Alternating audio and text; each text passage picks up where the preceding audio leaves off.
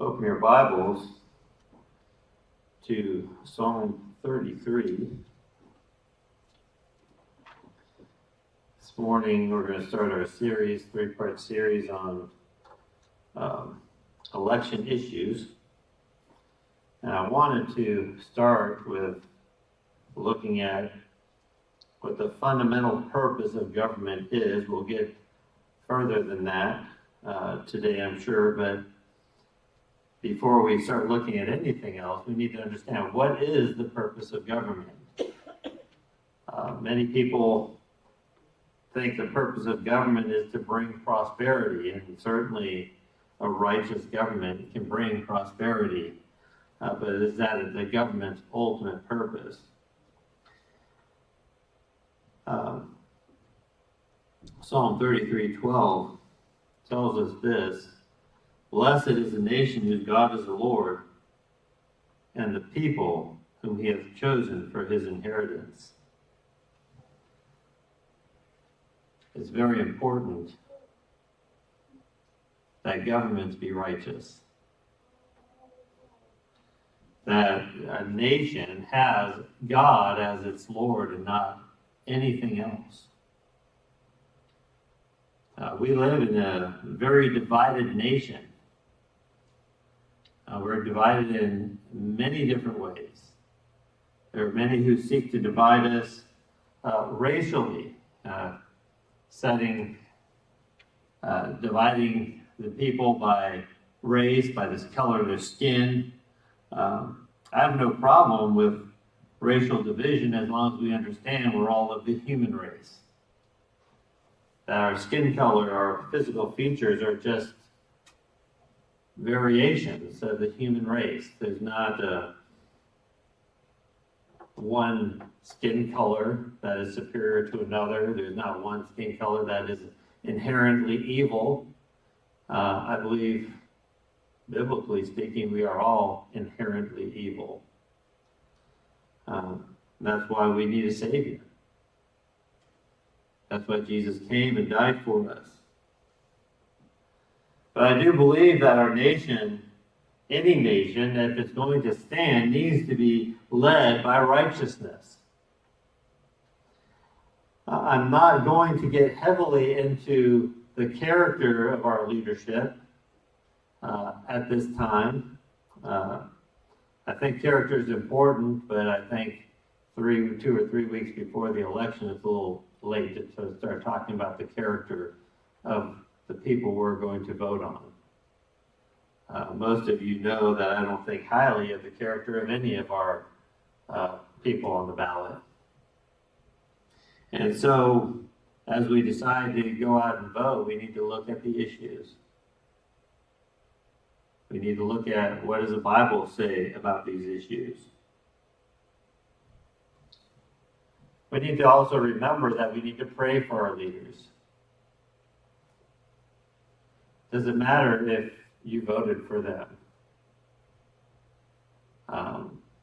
Another division, that dividing line we're finding is becoming more and more pronounced, is the division between the two major parties, Democrat and Republican, which is ironic because they've never been closer together than they are today. But everyone's trying to divide. But the nation should be led by righteousness. And the thing is with leadership is the leader can't lead where they're not going. I find it interesting if you look at the history of warfare. Back in biblical days, when there was a war, where was the king? Anyone know? The king wasn't at his palace. The king was in the war. The king led from the front lines. The generals led from the front lines. We've kind of reversed that in our modern day, haven't we? Our leaders lead from the rear. And you wonder, well, why is there so many wars? Because our leaders don't see the war. They're not leading in the direction that they're traveling.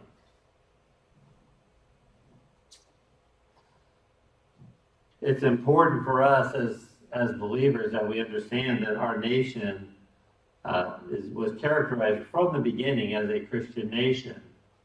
Having said that, there's no such thing as a Christian nation because a nation cannot receive Christ as Savior. But a nation can be led by Christians. And in case somebody's wondering what our founding fathers thought of this idea of Christians leading the nation and directing the nation in godliness and in biblical morality, I just have a few quotes here. Jonathan Trumbull, who was the governor of Connecticut at the time, in July 15, 1776, a great patriot and one who supported the war for independence. He is, in case you're wondering if that name sounds familiar, he's the person that Trumbull County was named after. I don't know if anyone knew that or not. He used to own this property that we're on. He wrote this to General George Washington on July 15, 1776. The Honorable Congress have proclaimed a fast to be observed by the inhabitants of all the English colonies on this continent, to stand before the Lord in one day with public humiliation, fasting, and prayer, to deplore our many sins, to offer up our joint supplications to God for forgiveness and for his merciful interposition for us in this day of unnatural darkness and distress. As they have, the Declaration of Independence has not yet been signed, but it was already written at this time. That, in case you didn't know, the Declaration of Independence was actually signed on August 2nd, 1776. It was written, completed on July 4th, 1776, and some signatures were put on it, but it was not formally signed until August 2nd. As they are, and Jonathan Trumbull was one of the supporters. He says, Congress, the Congress of what would become the United States of America, proclaimed a national fast and day of prayer and public humiliation for the nation to confess its sins before God and ask for forgiveness. That is leading in righteousness. George Washington, just 5 days later, wrote to his troops, the general orders this day to be religiously observed by the forces under his command, exactly in manner directed by the Continental Congress.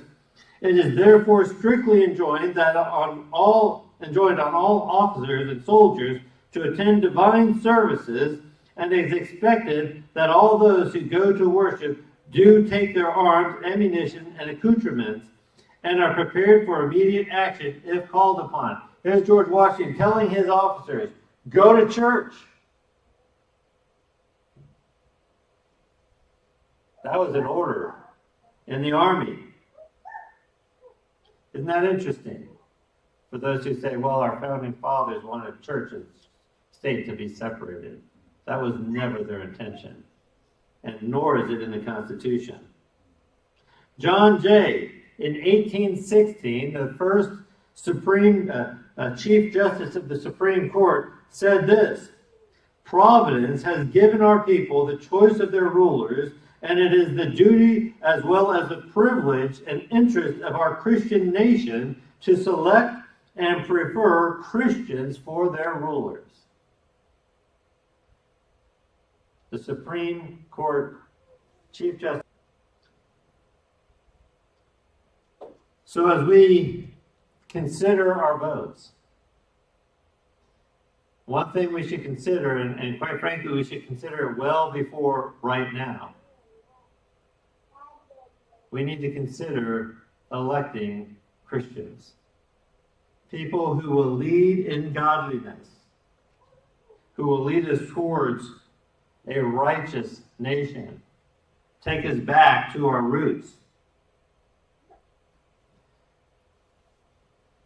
This leadership mandates that the people for whom we vote are of the highest character. This is about all I'm going to say about character right now. This character starts at the lowest levels of government. How do we get people of low character in the highest level of government? We elect them to the lower levels first.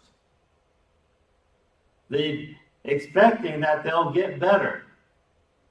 Voting for them because they give us something that we want, disregarding their character. I remember when I was a teenager. Maybe you can remember this too. But I remember when politicians, even back in the 80s, when politicians, if they had an affair, they had to leave office. Nowadays, if you're a politician, it's expected that you've had an affair and nobody even blinks at it. Because we vote, we have a tendency now to vote for who's going to give us what we want, rather than who's going to lead us to righteousness. It starts at the lowest levels of government. Who are you voting for? In the local elections, in the state elections. Are we selecting people to put on the ballot are we promoting people who put on the ballot who are Christians, who are godly, who are at minimum moral? It seems like we don't.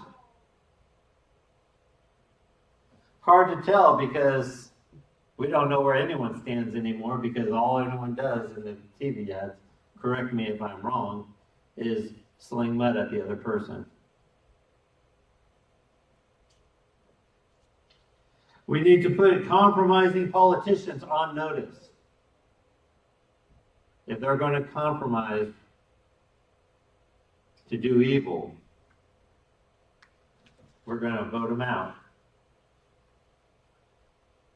We need to ask ourselves, do we stand for truth as Christians? Do we stand for truth, or do we stand for power?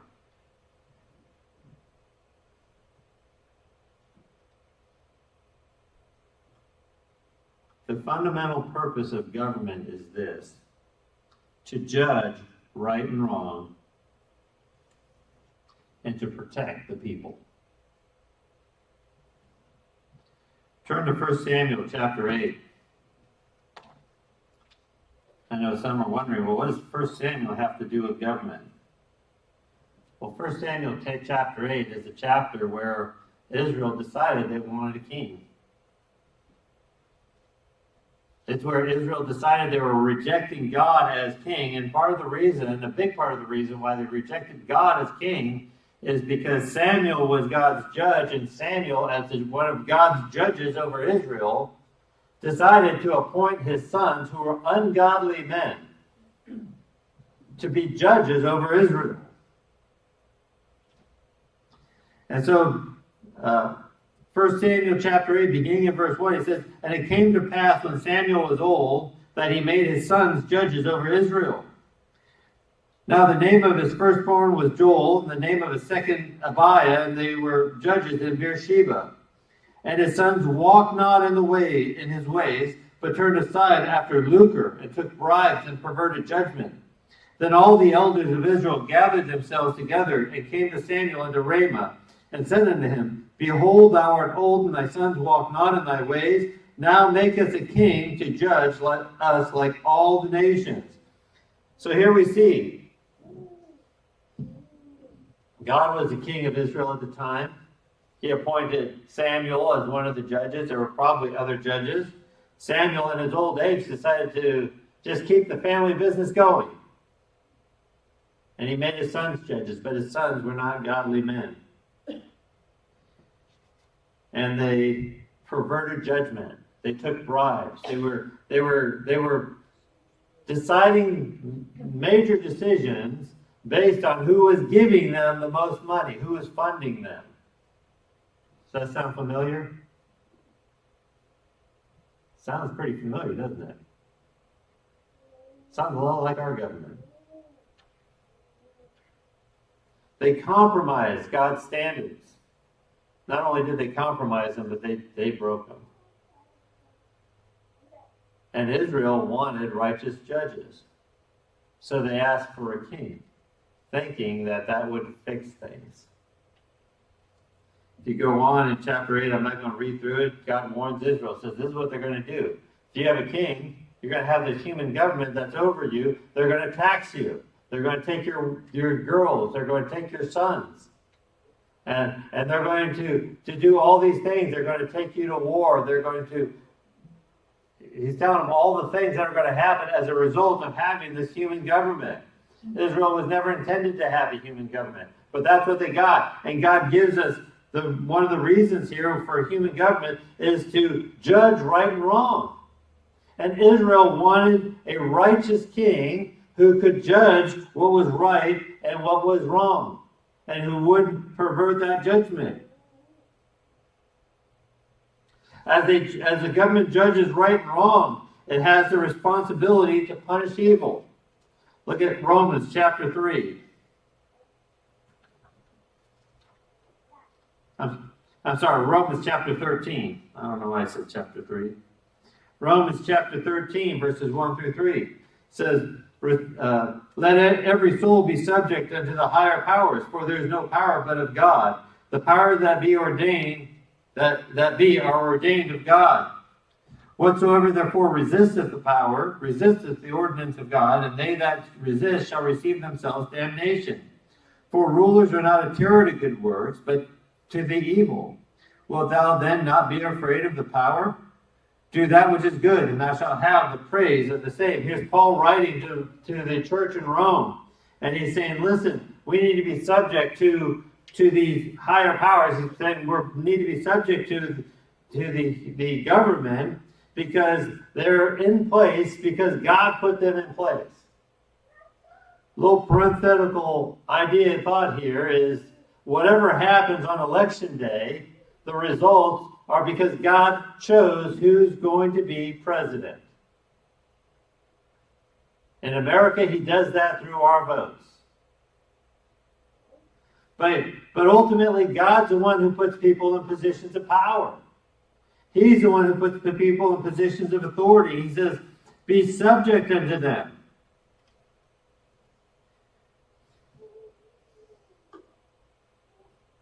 He said in verse 4, he says, he is a minister of God for thee for good, but if thou do that which is evil, be afraid, for he beareth not the sword in vain, for he is a minister of God, a revenger to execute wrath upon him that doeth evil. He says, listen, the government is there to execute wrath, to avenge those who have been wrong, to right what is wrong, to judge righteously, and to punish evil. As the government does that, we need to understand this, that the government has no right from God to punish righteousness.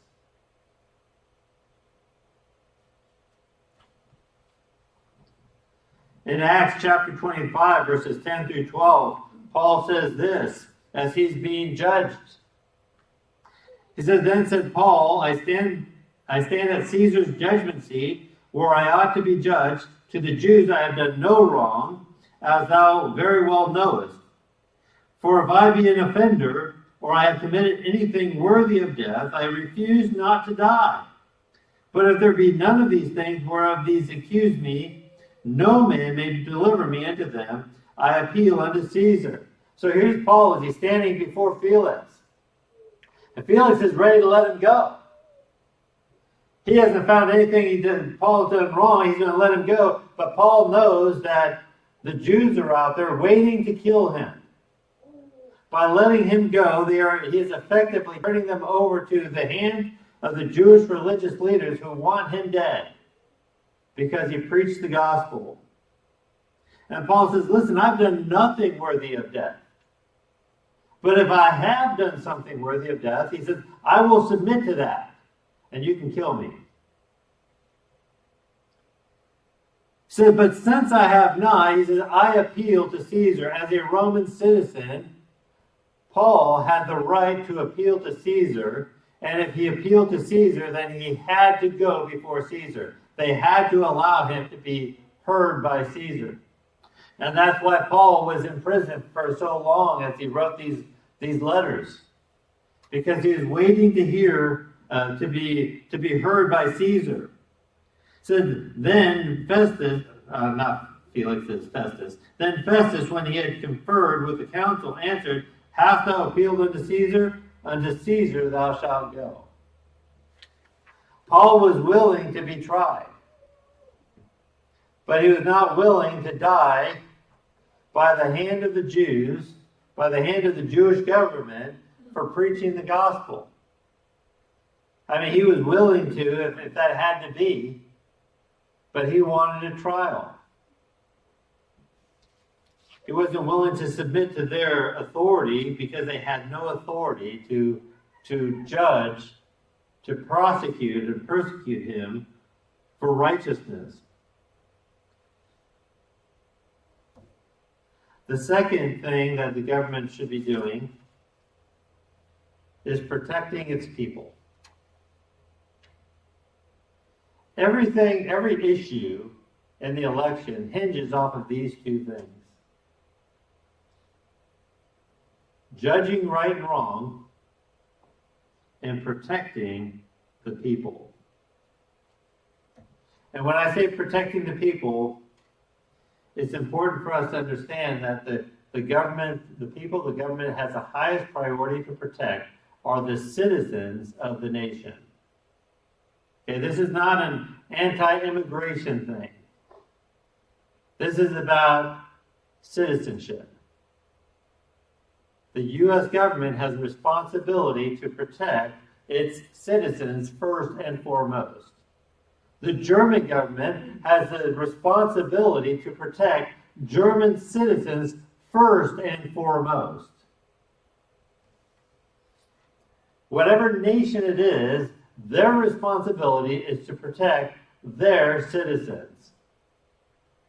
One of the reasons why we have sanctuary laws that people can come and get not sanctuary.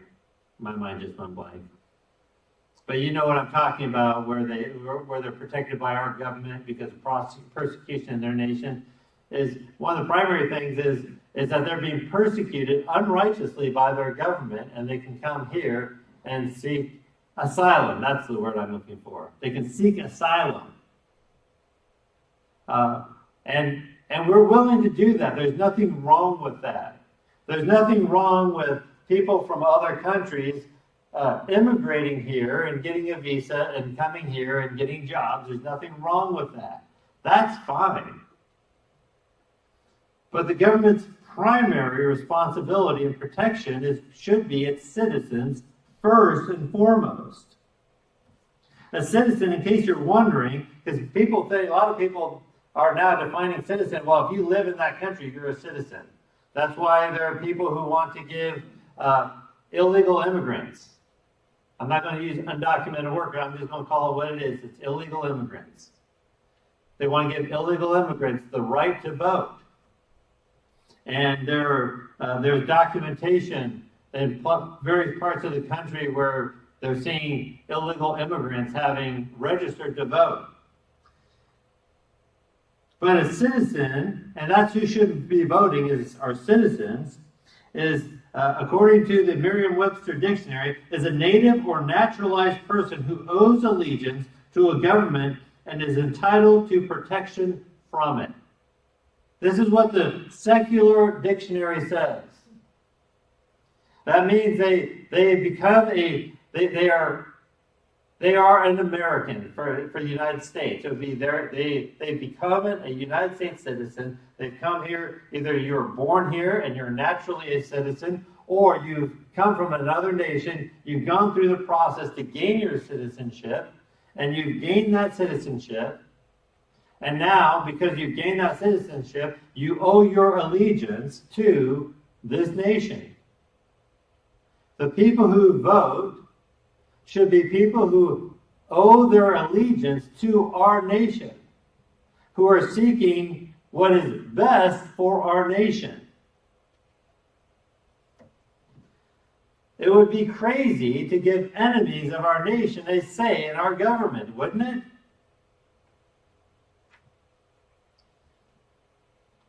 You see, and I'm not going to go through the whole law, but you can go into the Old Testament. You can look at the law that God gave. When God gave Israel the law, He gave the citizens protection, the citizens of Israel the protection. He also gave foreigners protection. But the greater protection was for the nation of Israel. Because that's the nation's first responsibility, is the protection of its citizens. That doesn't allow them to abuse foreigners. It never allowed them. God never allowed that.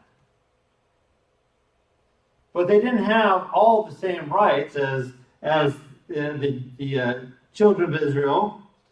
But it also required, there were some things that children of Israel were required to do that these foreigners were not required to do, but then there were some things that the children of Israel were required to do. And everyone who was in the country had to do that as well. Following certain traditions, following certain laws. The law required that non-enemy foreigners were treated with respect, with dignity. New Testament likewise requires Christians to show preference to non-Christians. We actually looked at this in Sunday school a little bit. Because we're fellow citizens of heaven. That's where our primary citizenship is. Romans 12:10 says, "Be kindly affectioned one to another with brotherly love and honor, preferring one another." We should give preference to one another.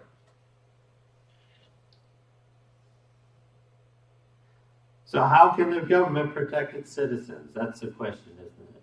How do we protect our citizens? Well, first of all, the government needs to fight active enemies. The truth of the matter is, I'm not going to say nobody likes war, because there are a few people who do like war. I don't think any normal person likes war. I think it's abnormal to glory in war. Having said that, sometimes war is necessary. It's necessary. I hate to say that, but it is necessary. We know that because we saw God send Israel into war, because it was necessary.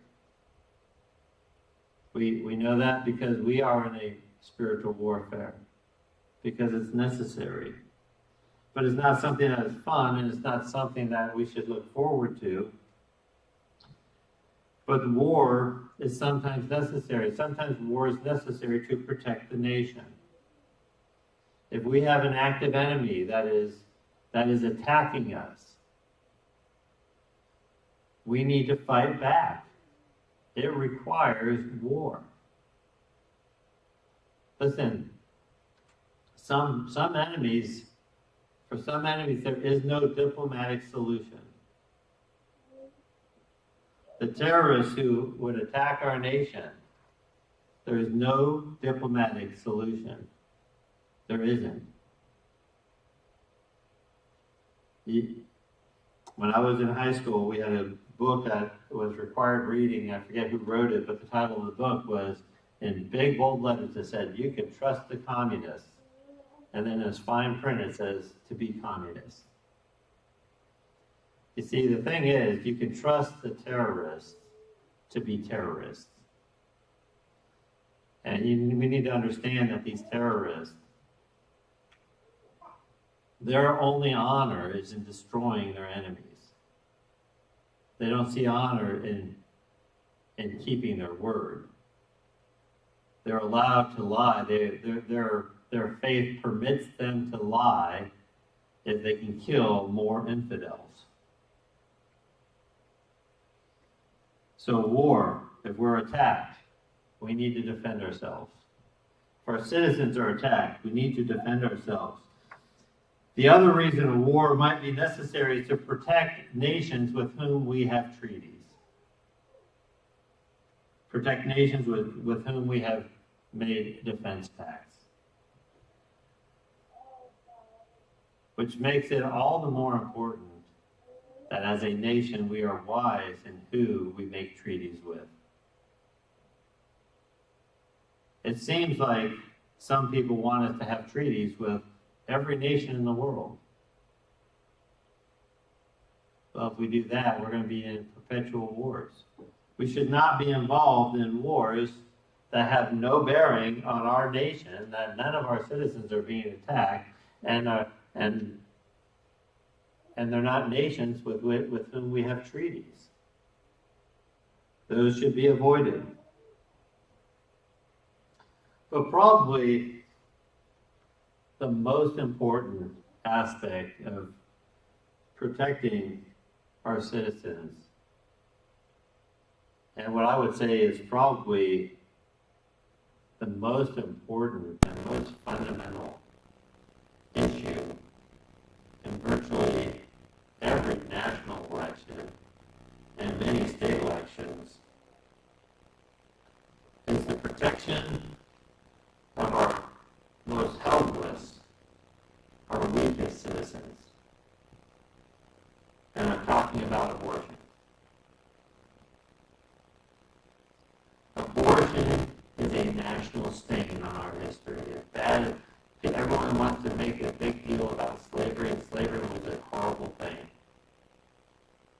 But abortion has killed more citizens than slavery ever did. It's killed more people than slavery ever did.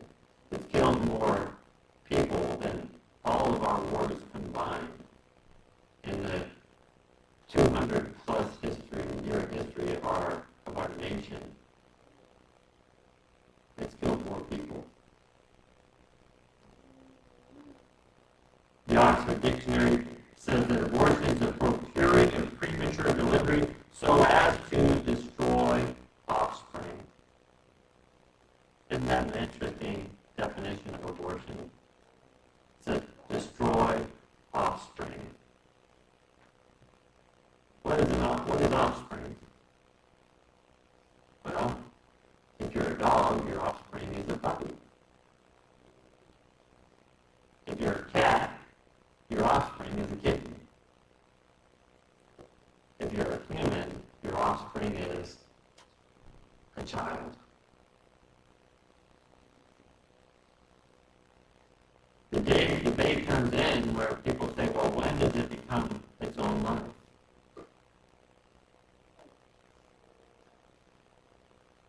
And that's an important question because human life is sacred.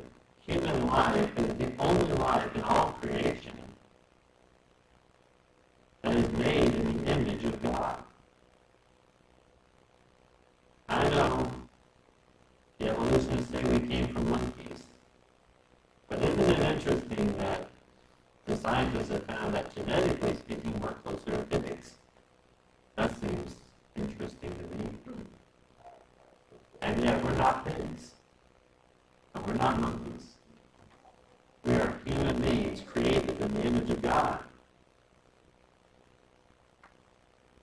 And that human life is sacred even in the world. That's what God tells us. Exodus 21, 22 to 25 talks about this. If men strive and hurt a woman with child, so that her fruit depart from her, and yet no mischief follows, he shall be surely punished according to the woman's husband will lay upon him. So here it is, to say, listen, if two men are fighting, and they're at odds with each other, and there's a pregnant woman there, and she gets hurt, but nothing happens to the baby in the womb, God holding them accountable and saying they're going to be punished according to what the woman's husband says. That's what the yet no mischief follows. That means nothing's happened to the baby.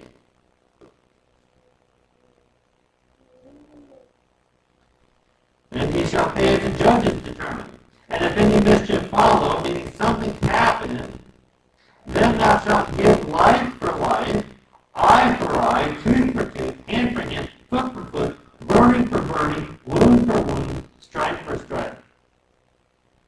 You ever wonder where this eye for an eye, tooth for tooth came from? It came from this passage. And it's not talking about two men getting even with each other. It's talking about protecting that baby in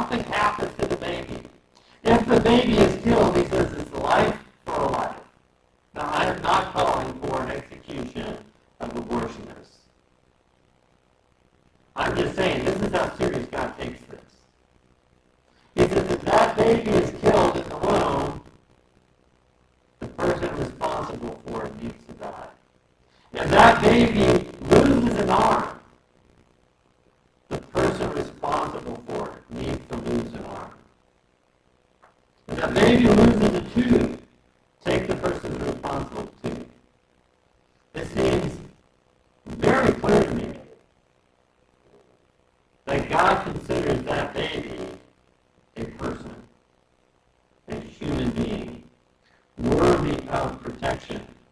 And I find it interesting, he was burning for burning, wound for wound, strike for strike. It is interesting that some forms of abortion causes the baby to be burned in the womb by chemicals.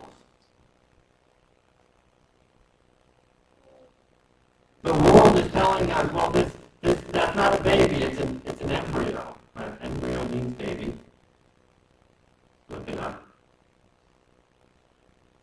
Well, a woman should be able to do what she wants with her body. Well, that's fine, but that's not her body. That baby has its own genetic code, has its own heartbeat, it has its own circulatory system, it has its own brain, it has all these things. Well, the baby can't feel anything. Well, there's evidence that the baby can feel things much earlier than what they previously thought. There's evidence the baby experiences fear and joy.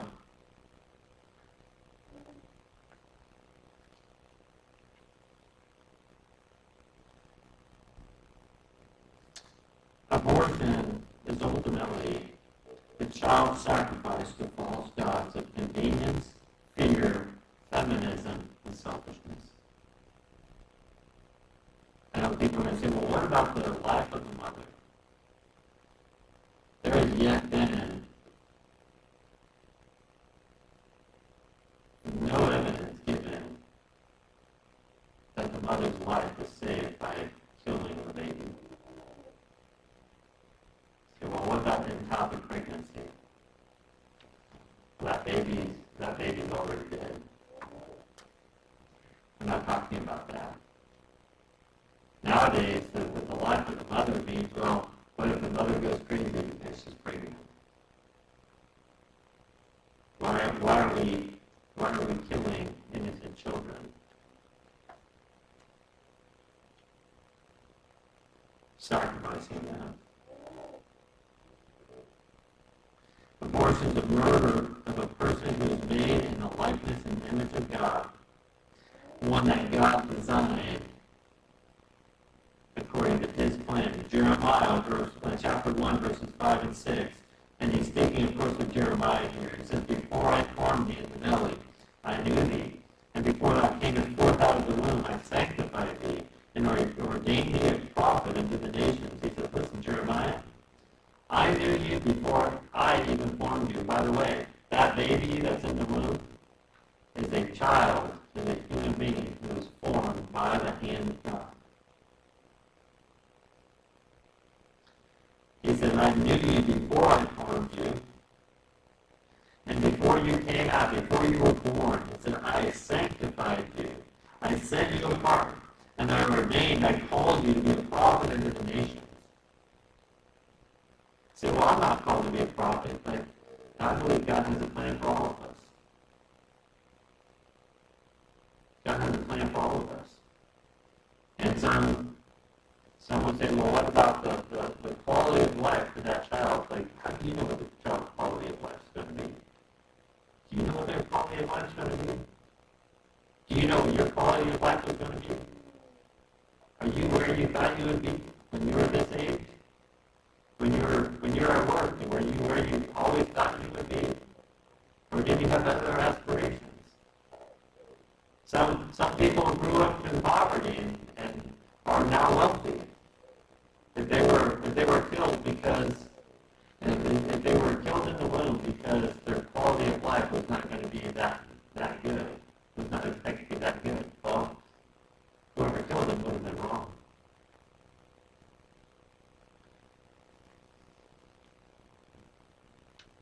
And this is where it gets serious.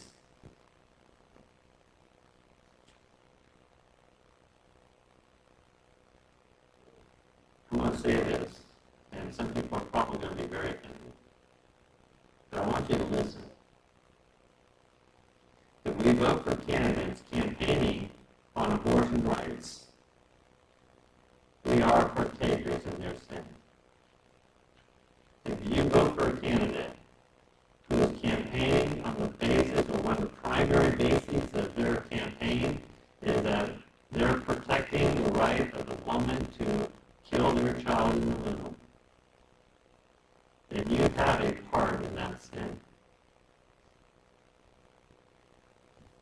sometimes that puts us in a sticky situation because it seems like more and more candidates on both sides are pro-abortion. So we'd say, well, how do you prove that, Mike? 1 Timothy 5:22, Paul writes, says, lay hands suddenly on no man, neither be partaker of other men's sins. Keep thyself pure. He says, if you tell Timothy, listen, don't be a partaker, don't be a participant in other people's sins. Like, well, how do you do that? How do you become a partaker of another person's sin? If I'm not doing it, how can I partake in it? We get another clue in 2 John, verses 10 and 11. He says, if there come any unto you, speaking of people who come and preaching false doctrine, if there come any unto you and bring not this doctrine, receive him not into your house, neither bid him Godspeed. For he that biddeth him Godspeed is a partaker of his evil deeds. He says, listen, if somebody comes to your house, and let's talk about how many people here have Jehovah's Witnesses or Mormons show up at their door? Pretty much everyone. And you know, we try to live in a polite society, don't we? And so they come to our door and they talk to us, and sometimes I'll sit there, I'll talk to them for a long time just because I know the longer I talk to them, the less fewer people they get to talk to after me. You know? And sometimes I don't. But we have a tendency, when people leave our house, what do we say? Have a nice day. Anyone ever say have a nice day when somebody leaves their house? All the time. But we say something like that. That's what this Godspeed means. When you say Godspeed, like you say, if they come to your house and you're preaching a false doctrine, you say Godspeed, you say, that's equivalent to saying have a nice day. He says if you do that, if you're giving them that blessing, he says you become a partaker in their sin. If just telling somebody to have a nice day makes you a partaker in their sin when they're promoting wickedness, do you think voting for that person who's promoting wickedness is going to be considered less serious by God? I don't think so.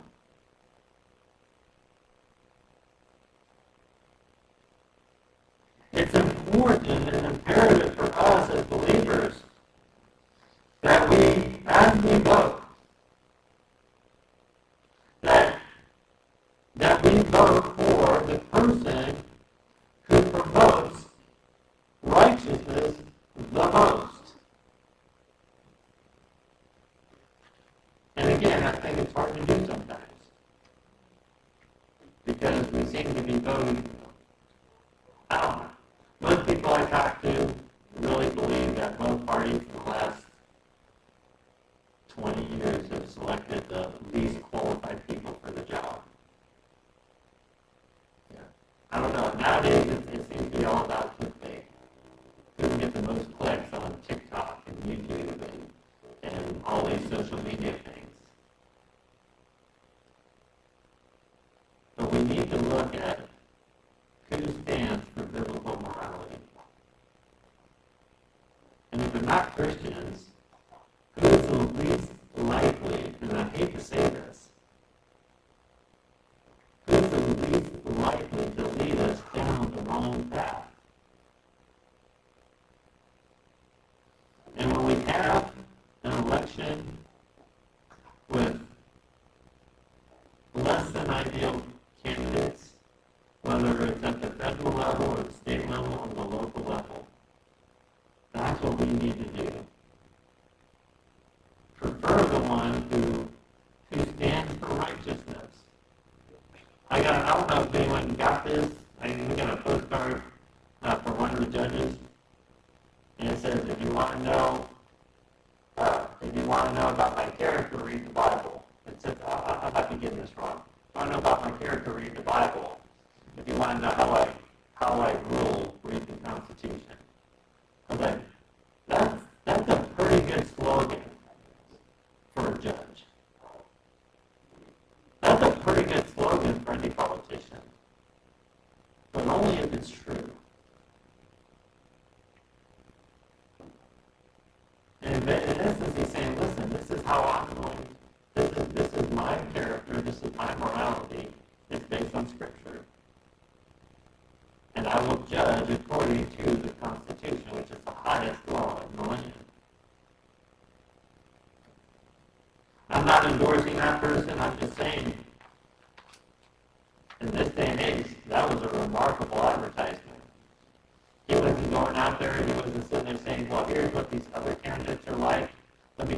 their low character, about their problems. Let me tell you about what they did when they were a senior in high school. I don't know, guys, I don't know how many of you guys want anything that you did as a senior in high school brought out in public eye nowadays. I don't know if any lady want that out there either. But I know when I was young, I did some pretty foolish things. My character wasn't always the best. My character still needs to be improved. But you know, nobody wants that past brought up. But you know what? If you're bringing up the past of what happened within the last 3 years or 5 years, that's one thing. If you're bringing up the past of what happened 50 years ago, shut up. That was 50 years ago. That was a lifetime ago. But we need to be sure that we are voting for people who promote and encourage biblical morality and biblical values. Whether they're a Christian or not, if they're a Christian, that's certainly a bonus. But if they're not, at least somebody who is the right moral stance. We're going to look at this more in the next couple weeks, look at some more issues, but I think abortion is probably the most important issue in my opinion. If you don't understand the sanctity of life, particularly the sanctity of life of an innocent human being, how can